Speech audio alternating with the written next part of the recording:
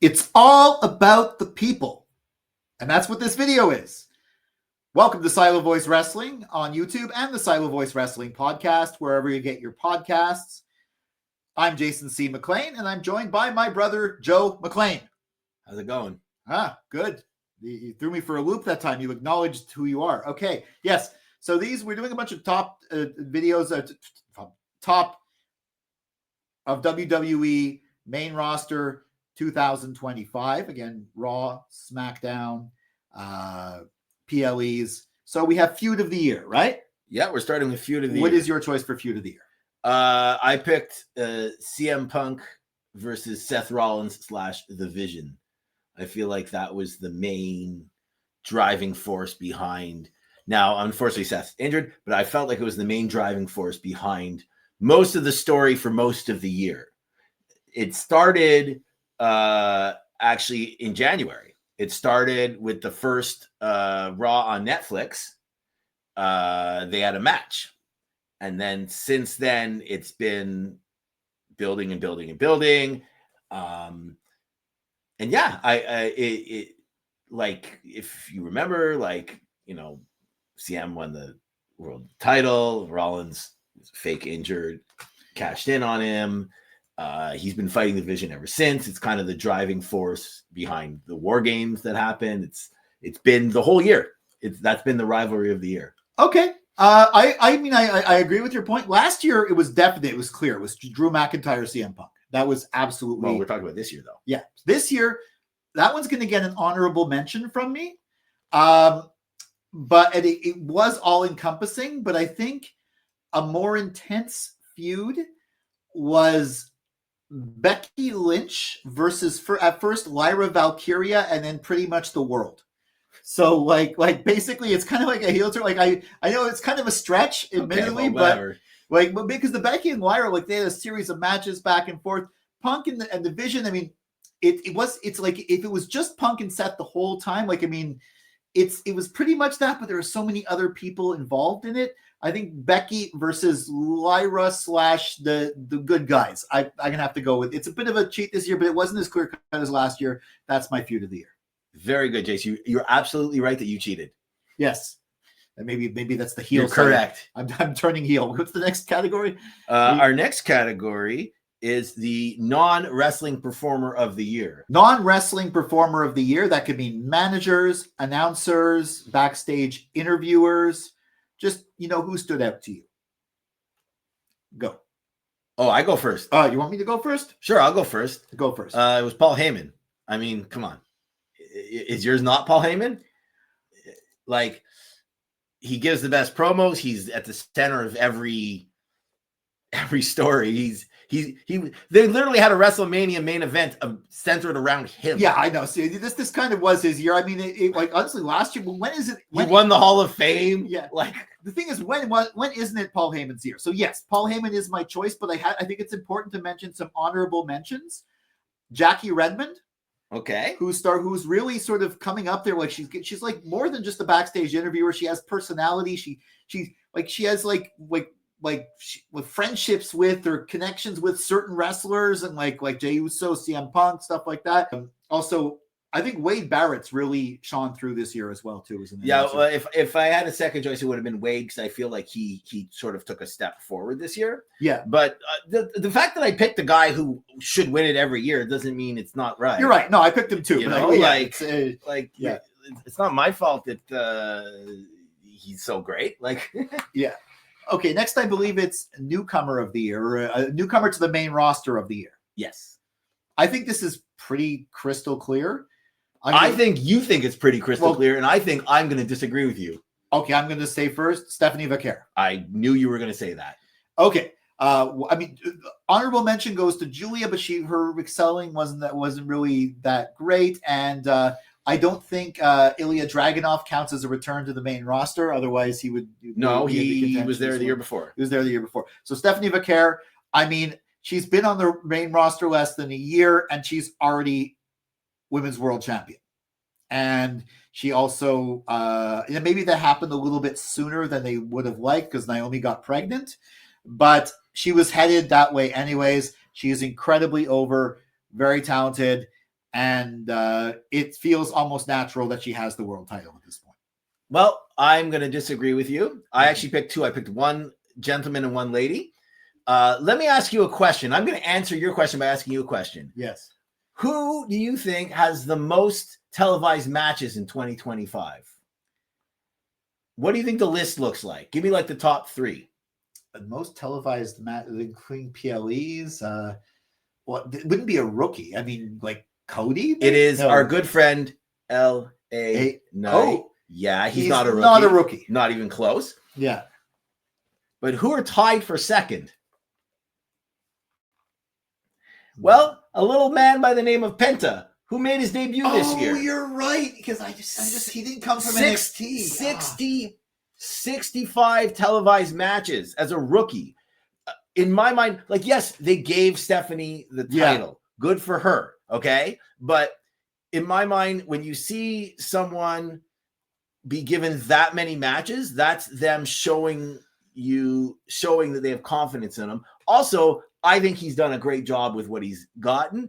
I think the crowd loves him. I think he's built like a huge following already. And I think that like his general, what he's done has been great even without a title. And the lady that you'd be surprised, who's the woman with the most televised matches in 2025, Roxanne Perez. Oh yeah. Okay. And you're talking about she was a tag champion. And they've relied on her. Did she really? Was it really this year that she joined? Wasn't she on the main roster in 2024? Her big coming out party was the Royal Rumble.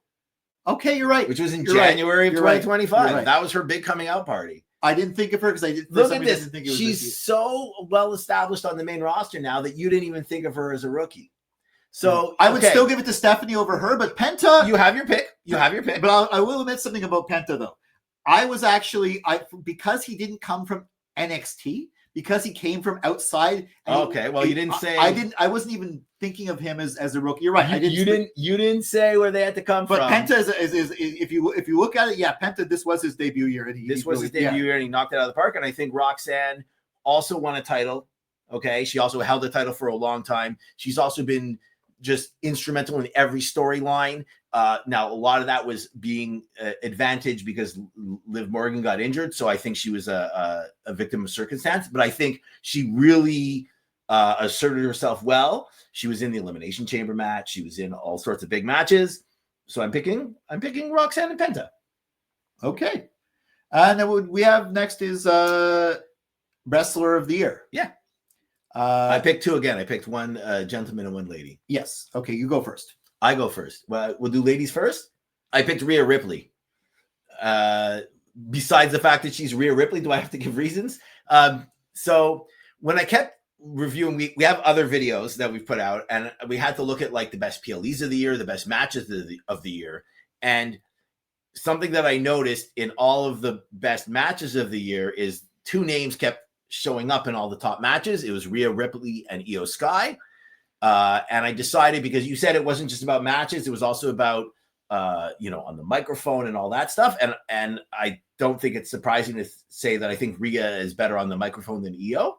And so although they both are kind of my two best in-ring performers of the year, I think Rhea's star power and her greatness on the microphone put her above Io in this regard. And again, don't hate on me for picking the front runner. Like, well, I went with I was pretty much in the same place too, but I went with the other side of the tag team. And you went with Io Sky. Went with Io, okay. Yeah, Rhea. Like, yeah, would have been my second choice. So. Yeah, no, Rhea would definitely get an honorable mention. She was almost. I almost picked Rhea, but Rhea is the most popular. But this was the year where Io Sky, I think, like, she was always great, but this is the year where I think she really excelled and went to that next level.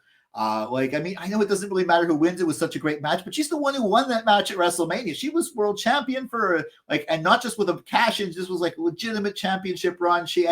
And she's with her whole pointing at herself, and people were holding up signs in the crowd. They had a big blow up of her head, and they had blow ups of fingers, and they were pointing their fingers. Yeah, like, she's just so over. Yeah, I'm gonna have to go with Io. Very good choice. She was definitely my strong second. Yeah. Okay, now the fellas. I picked John Cena. I mean, it's his last year. it's kind of like it's his last year, and I think he's knocked it out of the park.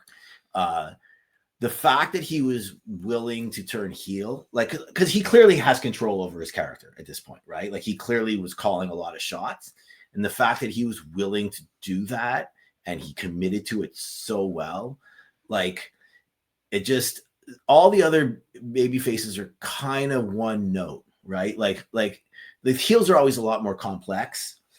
All the other baby faces are kind of one note, and I just felt like Cena this year showed a little more layer than anyone else. He was, I think, in this year, he was the most liked person and the most hated person. Yeah. And he did both.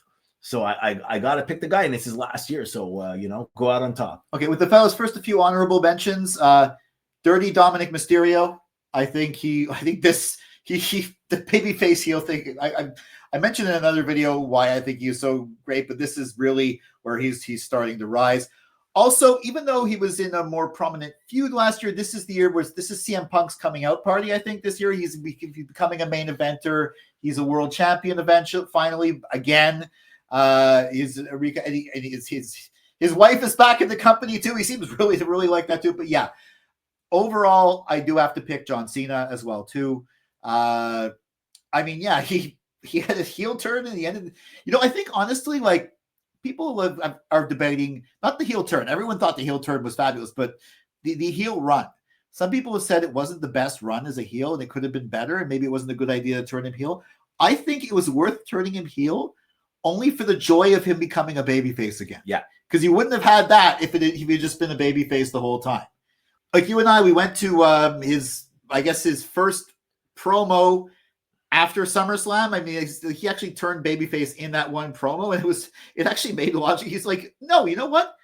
I decided this isn't me, and that's like he has the right to decide that. And then the weird the SmackDown where he cut his promo, like, yeah, we got to cheer him. It was great, and he had merch for every different city, and it sold out. Like, yeah, this is a year, and he might even have he's had some of the best matches of the year. You'll hear in some of the other videos that coming. But yeah, this was the last year of Cena. So he went out on top. Give him the award. Yeah. Someone else will win it next year. Yes.